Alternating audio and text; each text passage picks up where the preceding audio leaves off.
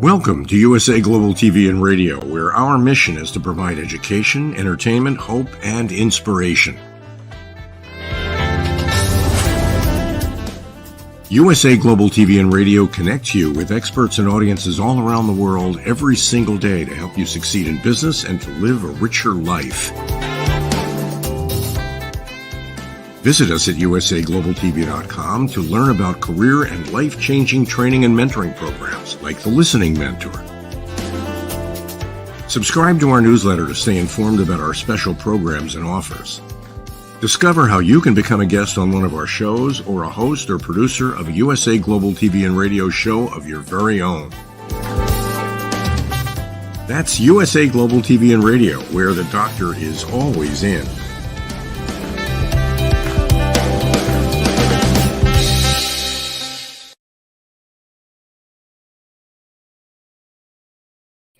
Hello, everyone. Good morning, good afternoon, good evening, and welcome home to USA Global TV and Radio, where we provide world-class education, entertainment, hope, and inspiration. I'm Dr. JACALYN KERBECK, and our show today is The Wise Ones. We have a fabulous, very accomplished guest backstage. Before we bring him out, I want to welcome the star of our show. This man and his wife are very dear friends and helping me get through a really hard time. And in addition, Red is my book coach and publicist. And once again, Red, we have hit the ball out of the ballpark with another incredible, something that's happened that I couldn't even believe it. We put a book out just 2 days ago, I think, Mastering the Power of Elevated Listening. And there it is in Amazon bestsellers. And it's all because of this guy. Come on out, Red. Hello, Red. I think you give me way too much credit, but I will accept it. I will accept it and move on. Can you hear me okay? Yes, we can hear you fine. So it's good to see you again. Fantastic. I think there's a delay. Sorry, go ahead. I was going to say, I switched computers today, so I'm on a new format and everything. I just want to make sure that everything is working properly. But it's always great to be seen. I think it's fantastic that the minute that you put a book out on pre-sale, that limits you to a number of things. That says on this date, this book's going to be available, and that means that you have to make everything happen to have that book ready to go. And we've been very fortunate in being able to meet those deadlines. But because you put the book out there and you put it out in particular categories, I think this is adult and continuing education, pretty big category. And all of a sudden, boom, it pops up. I think the top 50 or something like that, and then top 37. And then before you know it, you're in the top 10.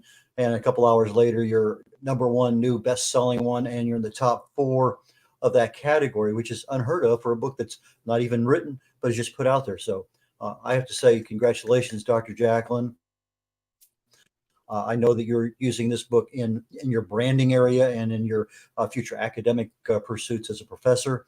And so these are things that are definitely going to be kudos and give you credibility. But congratulations on that very much.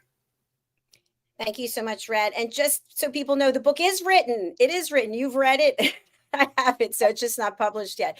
But Red, tell us a little bit about the work that you do. You were here with me earlier today on food and our emotions, and you gave the pros and cons of the South Beach diet. And now we're here in the Wise Ones, and you'll be coming back on Talking Heads. Tell us a little bit more, and then we'll bring out our guest.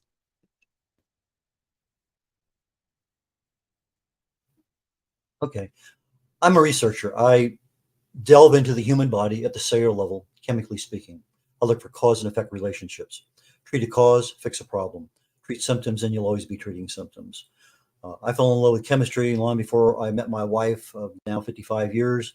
And I was going to become a chemist until I got an invitation to Vietnam. That disappeared. But many years later, retired, many years with my wife, and all of a sudden she came down with breast cancer. I started using my chemistry background to research what can I do to help her with some of the things that she was having problems with, chemo and radiation. Long story short, my love of chemistry was resurrected, and I use it literally on a daily basis. I use it on a couple of different shows here on the USA Global TV Radio Network, and one of them is called Food and Our Emotions. We've been going through a series of diets of, what's the pros and cons of the Atkins diet, the South Beach diet, the Mediterranean diet, et cetera. And what should people really be aware of if they're on this diet? And so that was our conversation. We have several more coming up, and this is a morning show, 10 a.m. Central, on the USA Global TV and Radio Network every week on Thursday. On this show, we'll be talking with Reuben Loewen here in just a very quick moment. But after the show is over, I have another show called Talking Heads. And this particular show goes in series, usually 6. And we're talking about pain control, pain management, what options are open when you're in pain. And so I'll be diving into what happens at that instant when some mechanical injury, pinches you, you get cut, burned, whatever. Something happens in the body at that cellular level that starts sending those signals out. What options do you really have with regard to those neurons that are speeding to the brain in less than 100th of a millisecond? But there are things that can be done. So we'll be talking about that. But that's what I do. That's what I love to do. I'm a writer. I'm an author of several books. I also help people with their books as a book coach. I'm a publisher and a broadcast host here on the USA Global and TV Radio Network. I tell people that the best way to reach me is email me or call me on the phone. I'm old school. I just pick up the phone and call me. Well, the other day I got a phone call from a guy, and we started talking, and he says he found me on LinkedIn. I said, okay, we had a nice conversation, and we followed up later on with another conversation and another conversation.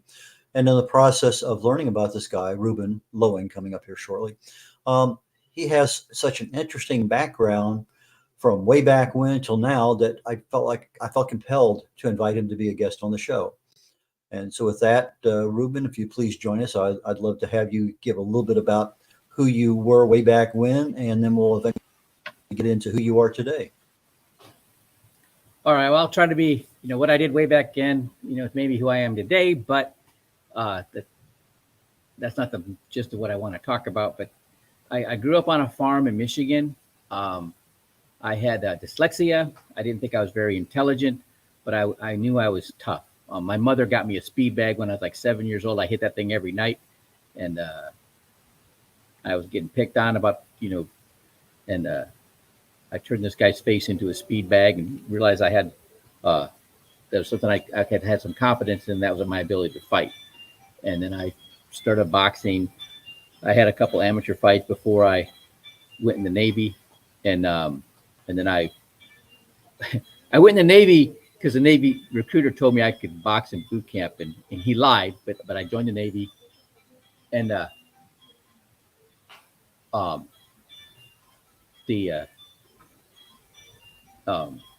ended up going to Millington, Tennessee. I won the Golden Gloves as a novice while I was going through my electronics A school.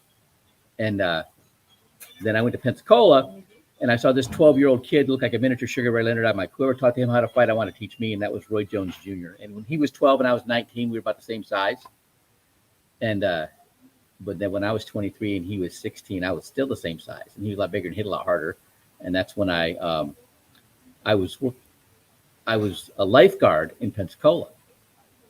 And there was a Navy diver and a Navy SEAL that were putting us through our training. And I was the only one that could keep up with them with push-ups and pull-ups and running and all that. And the Navy diver tried to recruit me into being a diver. And to me, divers are just underwater mechanics. I didn't want to do that. I wanted to box. I wanted to go to the Navy boxing team. So that's what I did. I went through class 133, and I caught pneumonia in Hell Week.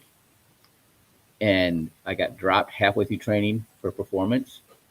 And I went back to Pensacola, and my job was teaching boxing and physical fitness to Navy pilots and air crewmen. So I just worked out every day, went to the gym and trained with Roy Jones Jr., Roy Jones Sr. at night. And I reapplied for BUD 7 times before they let me back in. And when I went the second time, class 141, I knew if I got it past Wednesday, they couldn't get me out of there with a gun. And I ended up graduating number 3 and 4 peer ranking in my class. And I went to SEAL Team 4. I went to I was a walk-on to the all-Navy boxing team. The day that I got pinned my trident, the day they actually designated me as a Navy SEAL was the day I had my first fight with the all-Navy boxing team in Little Creek, Virginia. I hit this guy so hard the first punch I hit him with, he flew across the ring in a sitting position and bounced across the ring. All these Navy SEALs jumped up in the ring and carried me out of the ring on their shoulders like in the movies. I ended up going to Sugar Ray Leonard's training camp in '87 as a prospect for the '88 Olympics. But my first deployment was to the Persian Gulf during the Iran-Iraq War. And that if I and get any action that was going to be there. So that's what I did. And I was out there when the Vincent shot down the Airbus, and then Roy did what he did in the Olympics. And then my next deployment, I was in Panama 6 months before the Panama invasion. And then I redeployed back to the States. Then 3 days later, I was back in Panama for Just Cause. I was on Paitilla Airfield. We had 4 dead, 8 wounded. Bullets missed me by inches. Crazy story. And then I moved to Panama. 8 months later, I was PCS to Panama. I ran air operations. I was a free fall jump master and a parachute rigger. And if a Navy SEAL did it out of aircraft, I handled it all. Scheduling, briefing the pilots, briefing the jumpers. It was fast roping, spy rigging, rappelling, you name it, mobility. I handled it all. When I left Panama, they had to get 3 chiefs in a first class to do it. I did all by myself. I went to SEAL Team 1, and I got out in 1996, and purely on accident ended up into sales.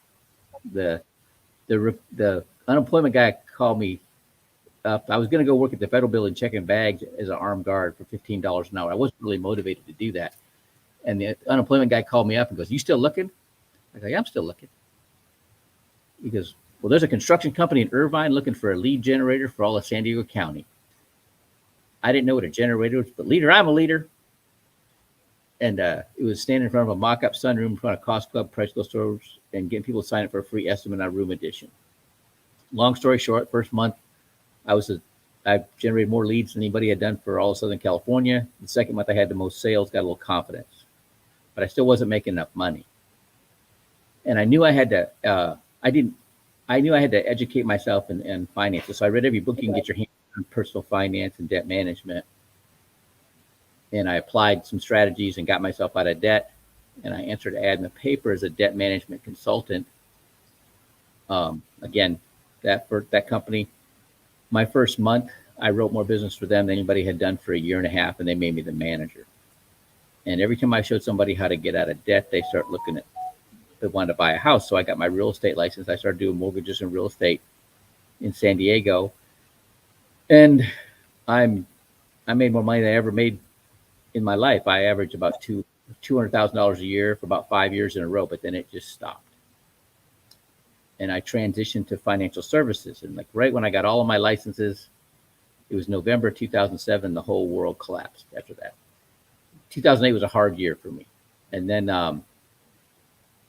2009, I started writing business, right? And then I left the company. My dad died, and my wife left me, and all like right at the same time. And I ended up going out to the Indian Ocean and doing anti-piracy security in 2011. It paid $700 a day, but I hated that job. And I'm like, there's got to be a better way. That led me to the drone business. And that was fascinating. I worked for a company called MTSI. They do the image processing and data management for the military drones. And I was trying to market their services to all the drone operators all over the United States. I learned so much about that business. It's all this in here I probably never do anything with again. And then I moved to the Rio Grande Valley of Texas and started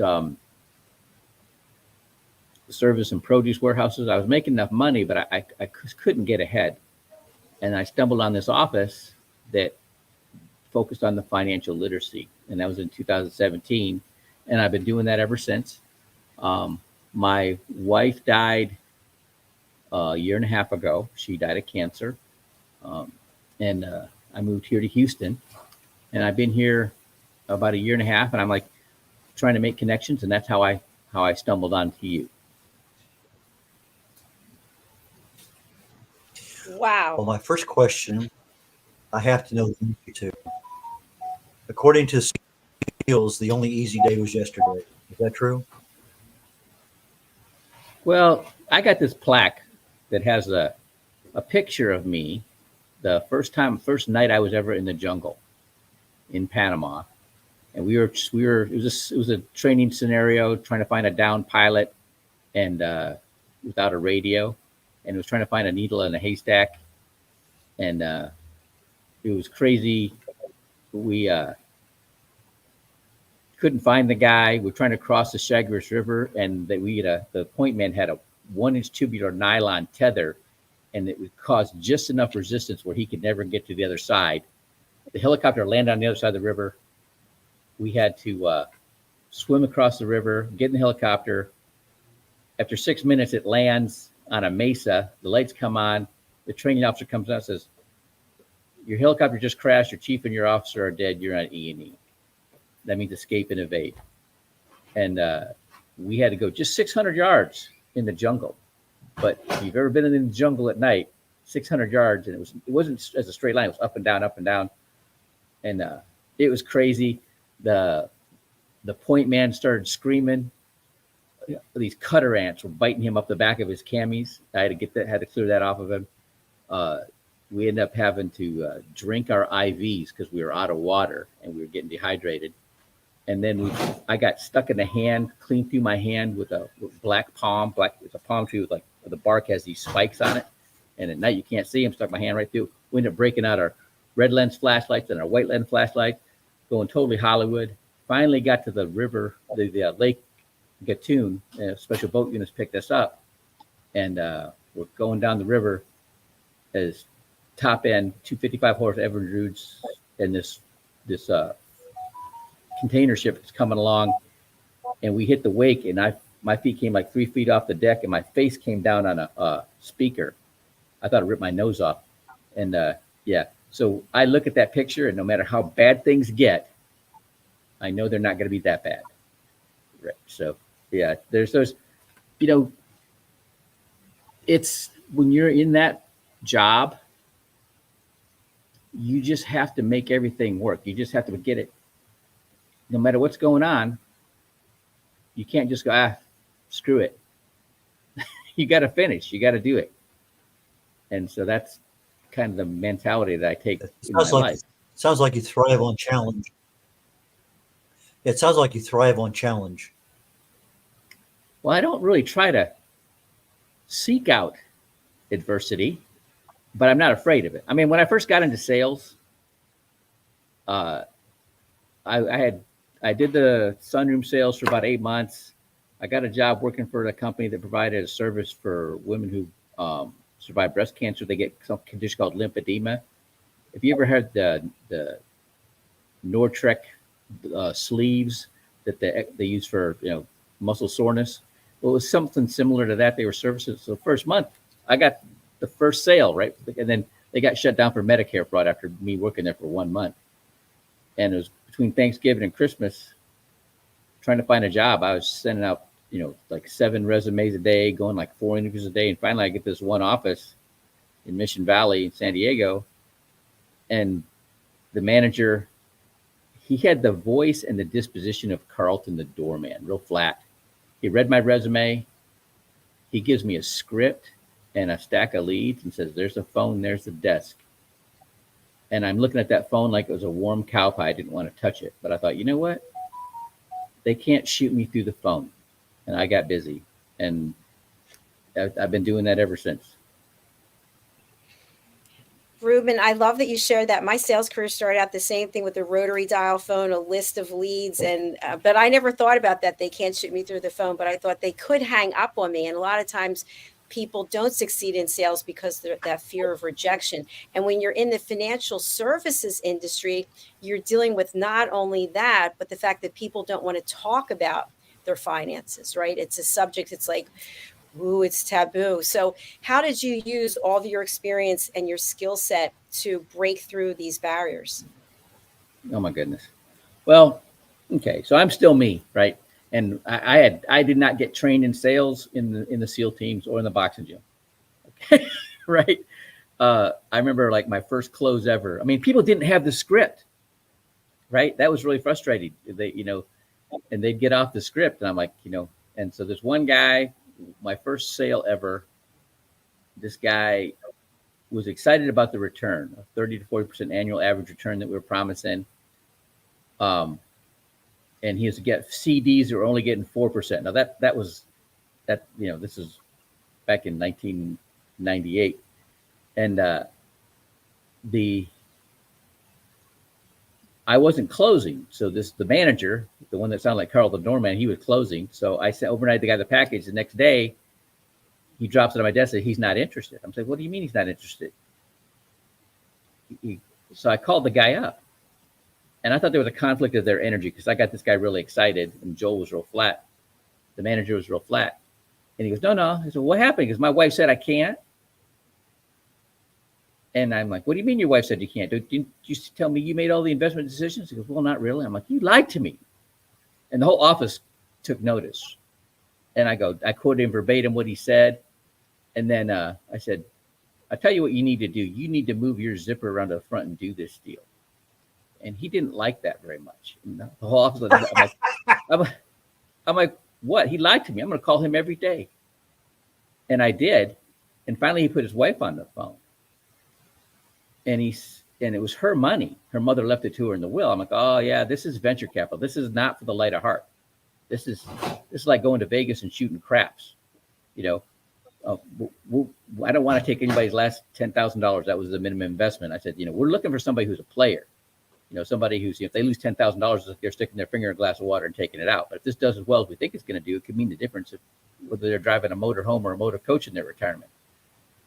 And so she referred me. I said, if you find somebody that fits that description and you refer me to them and they get involved with me, I'll let you in for half a unit, $5,000. And so she referred me to her boss, and he did $30,000, and I let her in for $5,000. So after that, I wasn't scared of a no. If you tell me no problem, I describe exactly who I'm looking for and see if you can give me a referral. And 60% of my referrals closed. So I love referrals. And then I had to learn how to ask for referrals. It's the wrong vernacular. The guy's like, I don't know, honey, do we have a referral in the drawer? Right? You got to put their mind where people are. Who do you know? Your family, your friends, your neighbors, your kids' friends, parents, people that you've worked with that may be interested in what I'm telling you. So I learned that. I learned about niches. Those people that you get along with them. They like you, you like them. You have the best rapport. They're the easiest to work with. They're, they come back for repeat business. They give you the most referrals. And what I found was people that were in the construction business. And so I got heavy with construction lending. They're bigger deals. There's a lot more involved, but I could handle it. They're more serious people, which I liked. But that took a hit in 2006. And I'm like, where did I get these people? And my hobby was shooting. And it doesn't take you very long to watch me shoot the black out of the target with my right hand and do it again with my left hand to realize I know what I'm doing.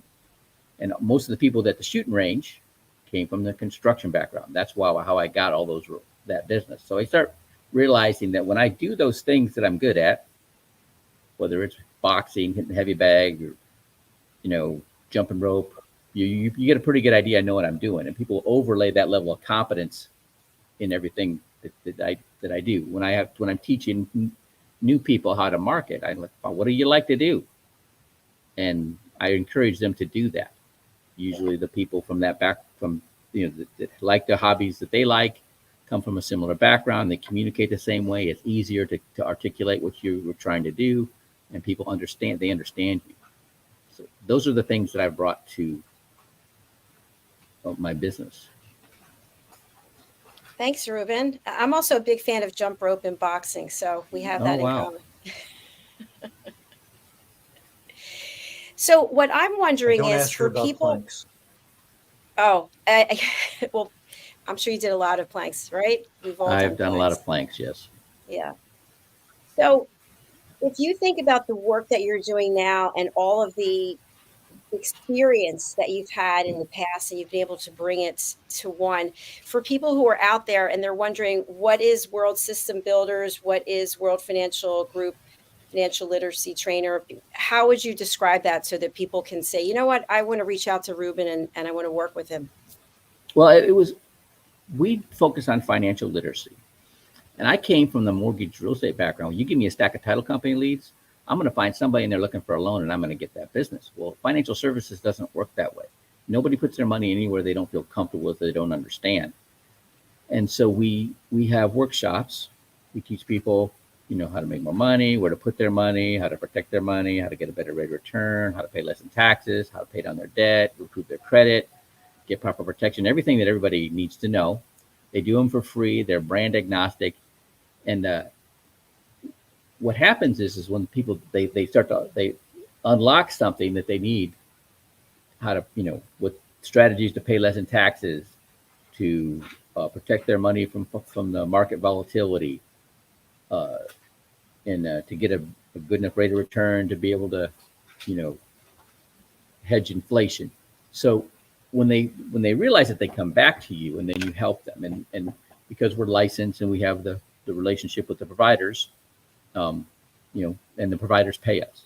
So it took me a little bit to understand that was the marketing, but it works very well. So who would be an ideal client for you, Reuben? Wow, that's interesting. A lot of companies. I'm in a building. I'm not going to name the company, but the name of the company's on the building, right? So we have like half the second floor. The rest of this is other company, and the similar industry, same industry. If they have people that do term, that's all they do is term. If they do whole life, like for funeral expenses, that's all they do. If they do universal life, that's all they do. If they do annuities, that's all they do. If they do employee benefit strategies, that's all they do. Everybody here has done term and whole life and universal life and annuities. There's a couple of people that are doing employee benefits, and I actually do the training on the real estate investment strategies that we can help real estate investors actually access their equity without having to pay capital gains and tie it up in the 1031 exchange. So, I teach, so we can cover all those bases for helping people. And it's, when they come to the workshops or they tune into them on Zoom, they do them every day, Monday through Friday at 1:00 Central Time. And then 7:00 and 9:00 every Monday, Tuesday, Thursday, Wednesday. We do them at our office live on Wednesday nights at 10 or at 6:00, and then 10:00 in the morning on Saturdays here at our office. And then we do a lot of training. A lot of people that work with us are part-time. They have a job, and then, so we have to be trained, right? But I'm full-time. I've been full-time for about a year and a half. Houston's better for me than the Rio Grande Valley. Yo no habla, right? I don't speak Spanish. So there's more people that are here in Houston that I can talk to than there were in the Valley. But I still have people down there. And the CEO that runs the office in Edinburgh, Texas, I heard about her back in 2007 when I was still in San Diego. She's quasi-famous in our company. She was a nurse for like 20 years and came into the company just to learn more. And then in 6 months, she replaced her income working 2 jobs as a nurse. And now she makes a lot of money, right? And she's very knowledgeable, and she trained me. And so I just kind of follow her model of how she trained me, and I train other people. My ideal client, 25 to 45, they're married, they got kids, they own a house, they're making, at least $50,000 a year. They probably want to do better than that. They're hardworking, ambitious, entrepreneurial minded. They may be dissatisfied where they're at. I can, it all depends on where they're at. Financially, I can help pretty much anybody, which most people in the industry only are working for like that top 2%. But we can help anybody. Somebody who's just starting to getting on their feet, getting established, trying to pay down some debt, trying to establish save something and get them started and get them some protection, even if it's just a term policy. But later on, they can convert that to a permanent policy and actually grow their money and they get the tax advantages. There's a lot of things. I was talking to somebody the other day that actually is a registered rep, but all they do is sell annuities. They don't understand any of the other concepts at all. That's all they do is do variable annuities, and that's where your money's straight up in the market. And since 2008, they haven't done that well. the index funds have done better since then. So, but he knew nothing about it. There's so many people in the industry that they knew how to sell that one product, but they don't know how to put it together with the other ones to make a comprehensive plan for somebody.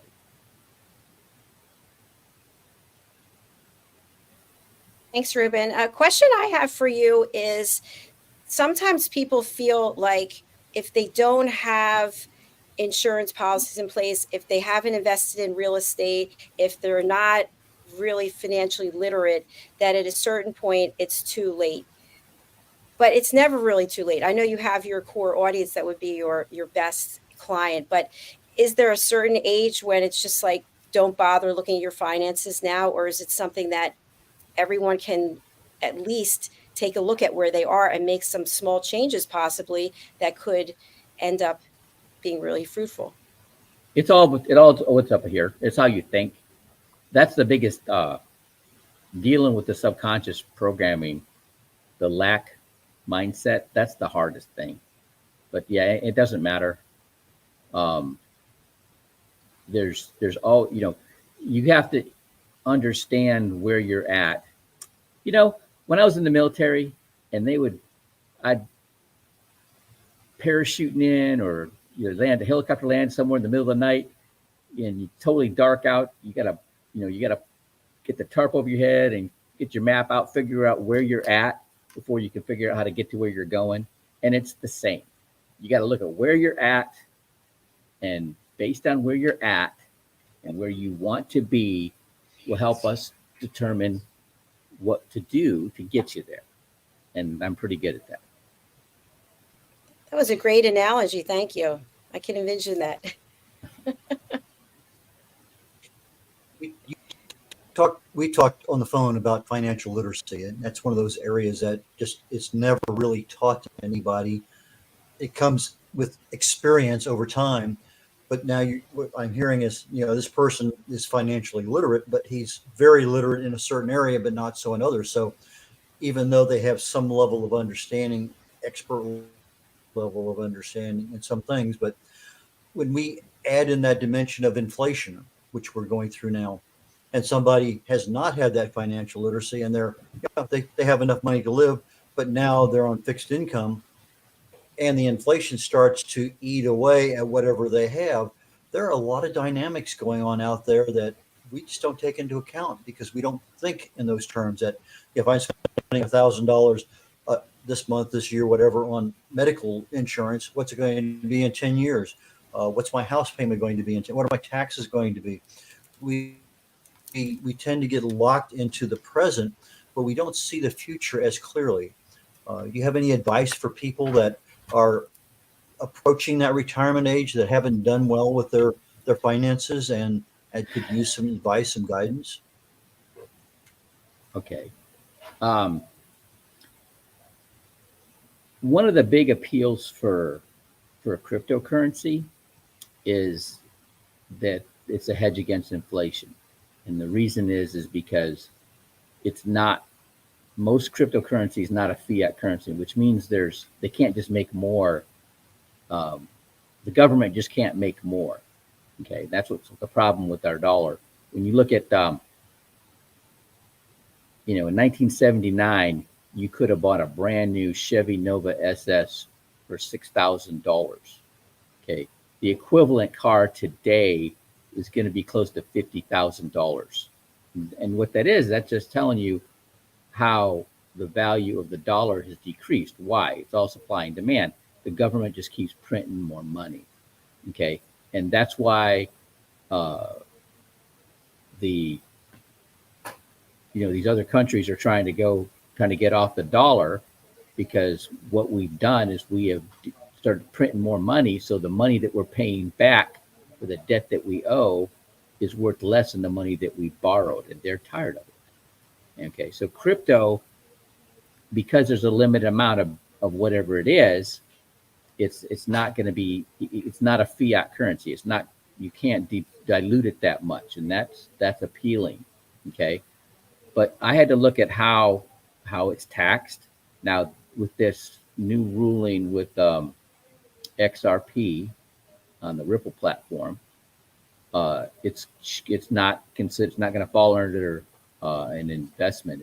It's a commodity that's taxed totally different, a lot less. It's still taxed, but a lot less than it would be if it was considered a security. Okay, and the other cryptos like Bitcoin's is still going to fall under the SEC. If it's a short-term capital gain, the short-term capital gains is like 36, over 36% short-term capital gains, and there's like no way you can shelter it. Well, there's a couple ways with trust strategy, but it better be a lot of money for it to make any sense. And it's the same strategy we use for investment real estate, either a third-party fiduciary if it's over $1 million, or a trust and you borrow against the trust to pay the premiums on an index universal life. It's not a taxable event. The money goes tax deferred. It's tax event when you take it out. When you're older, you have less time. Time's your greatest asset. So there's other strategies. I'm always recruiting for our business. We can actually build an agency. All right. It's been called the Human Mutual Fund. Doesn't matter how old you are, right? You can make more money doing that. And people that are older have more leadership experience, and that becomes very valuable in our business. So to answer your question, if you're older and you're behind, the biggest challenge is people take undue risk. All right, and then they get further behind, and there's other ways to do it where you're not taking that undue risk, and that would be teaching and training, and that's what I'm doing.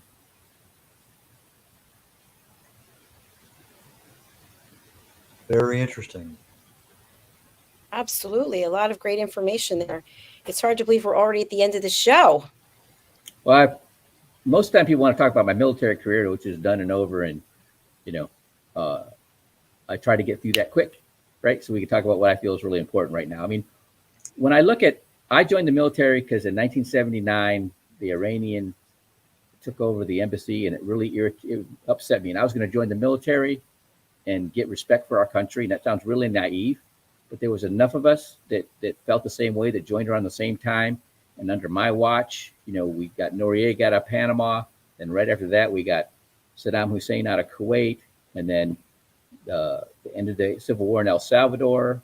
Nicaragua became a democracy. We helped Peru beat back the Sendero Luminoso, the communist guerrillas in Peru. And I see that the same thing could happen with our financial situation. Right now, the way the federal budget is, the debt ceiling fight, that was all about 20%. The untouchables, Medicare, Medicaid, Social Security, the interest on the debt, the Congress is going to do nothing about. But even if they pass the debt ceiling to cover the infrastructure, foreign aid, and military spending. If they were to cut all that out of the budget, they still would have to raise the debt ceiling again in 2024. Okay. What's got to happen when ChatGPT came out, I'm like, let's see what it can do, right? I asked it, how many people in the United States would have to have a sustainable income independent of the federal government for us to keep from having this financial collapse in 10 years? Because we're going to be out of money in 10 years if we keep doing things the way they're doing it. And the answer was 880,000 people, more than have a sustainable income independent of the government right now, have to have a $50,000 sustainable income independent of the government to us to avert this financial collapse in less than 10 years. And that's what I help people do. And if we get enough people, like we did after 1979, focused on this and working toward it, we can do that. But I'm out there beating the band, beating the drum, trying to get this message across. What is the best way for people to reach you, and what services are you offering that they really need to contact you? Well, when it comes to financial strategies, uh, we have almost 200 different companies. We represent everything from uh, life insurance, mutual funds, uh, trusts, estate planning, even PNC. We can help anybody, no matter what level. We're not just targeting the top 2%. We can help everybody. And my number's 956-255-0061. I've got a website. It's mybusinessisyourbusiness.info. Um,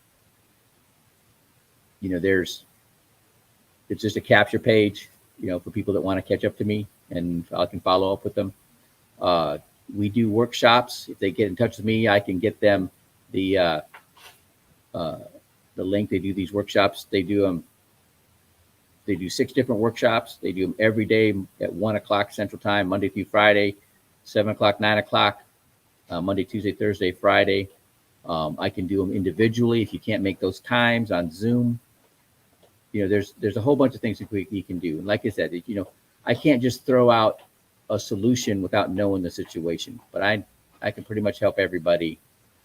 I've got enough experience. One of my first success stories, woman, her husband was a Marine. He died in the war in Iraq, and she had a baby girl. And 7 years later, I'm sitting down with her. She had a 2-year-old and one on the way. They were spending pretty much everything they were making. And then I got to her assets, and she had got the $400,000 Service Group life insurance. She took $200,000 and bought the house that she lived in on San Marcos, 4-bedroom, 3-bath, 2-car garage on a hill overlooking the ocean.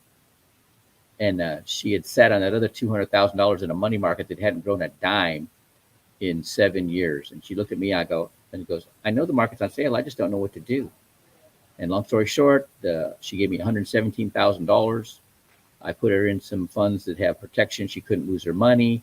They had great tax advantages. And the first year after the review, this was March of 2009, March of 2010, that annuity I put her in did 47%. And it had significant tax advantages. The way they blend the basis in the gain, at 69, she could pull out $65,000 a year, but only pay tax on $14,000. And every year after that, she paid less in taxes. I put her in a California Municipal Bond Fund as an emergency fund, and that did 28%. Everybody's like, get her out of that. So I rolled that over to another non-qualified annuity with a guarantee of 6% and locked in at the highest daily value. And then I left the industry, but she kept calling me because she didn't know how to read her financial statement. And by 2014, by 2018, her accounts were up 660,000. And then the end of 2019, the market was really going, and I called her up, and we did that. I looked at her accounts, and she was over $1 million. She became a millionaire in less than 10 years. And she didn't know it until I called her and told her. Reuben, one of the takeaways I'm going to tell other people about from our conversation today is sometimes you got to pull that tarp over your head and find out where you're at, and then where you're going. You can't get to where you're going if you don't know where you're at. And that example that you talked about with the helicopter, and you dropped in the middle of darkness and you don't know where you are and you don't know where that direction is to go in. That to me was a very good analogy, and I will use that. I'll steal it shamelessly, and I'll give you credit for it. Yeah, you can plagiarize me all you want. Right. I've got it first, Red. Sorry. Reuben, thank you so much for being here today. It's been an absolute pleasure, and you showed a lot of really valuable information, and we hope you'll come back and see us again soon. Yeah, well, I'm glad. I just looked up Red because my nickname's the same. That's how we end up talking. Two Reds on the same stage. I love it. Red.Olaughlin, how can people reach out to you, and what's the best way to contact you?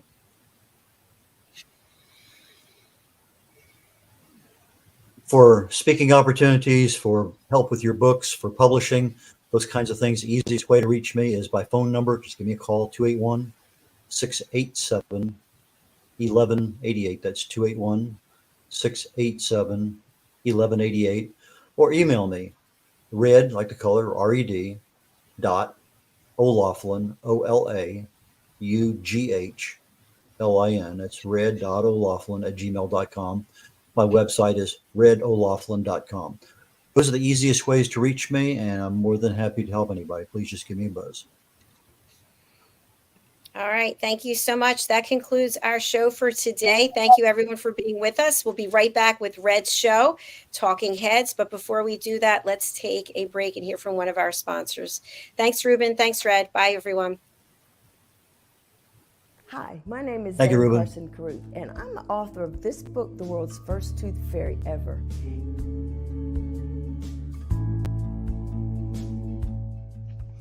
Reading is magic. Studies have shown that reading to your children lays the foundation for greater success in life. Reading helps develop language and vocabulary skills. It helps improve memory, and it encourages curiosity and inspires creativity. The benefits are immeasurable, and as a parent, you'll benefit too. In only 10 or 15 minutes a day, you'll be creating more memories and a bonding experience that will last for years to come. So take time to read to your children. Read them books about things that engage and interest them.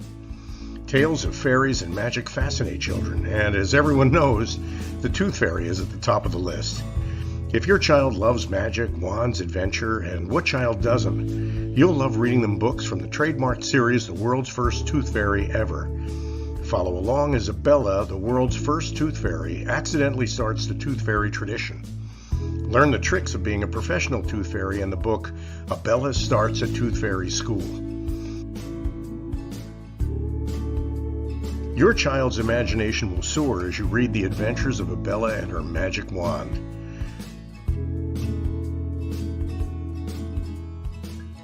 These wonderful books are available at worldsfirsttoothfairy.com and at Amazon, Barnes & Noble, and Walmart.